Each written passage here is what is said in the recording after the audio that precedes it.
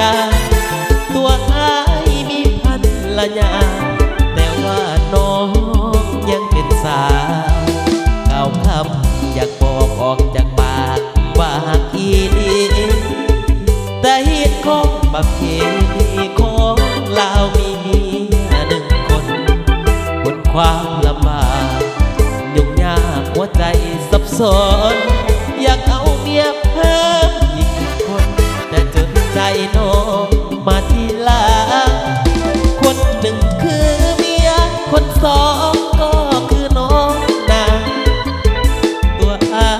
คนกลางหาทางเลือกนะหนึ่งคนอยากเลือกน้องสาวญาติเมียตีผัวตายบ่โดนลำบากยิ่งสองคนจำเป็นปล่อยนางเลือกเมียเอาจังสีลาอายว่าคบแบบน้องสาวญาติเป็นเรื่องเป็นราวน้องสาวอย่าได้โกรธเกินเตือนใจตัวเองเก่งใจน้ำเมียอยู่สองเท่านั้นเปรียบเสมือนหักเท่าฟ้าแต่ว่าถ้ามี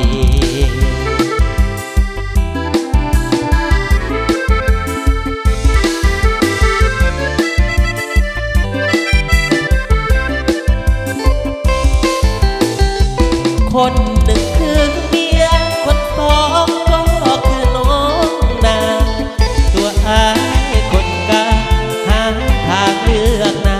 หนึ่งคนอยากเลือกน้องสาวญาติเมียตีผัวตายบ่โดนลำบากยิ่งสองคนจำเป็นปล่อยนางเลือกเมีย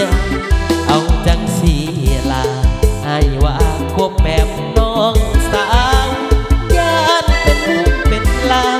น้องสาวอย่าได้โกรธเกินเตือนใจตัวเองเกรงใจน้ำเมียอยู่สองเท่านั้นเปรียบเสมือนหักเท่าฟ้าแต่ว่า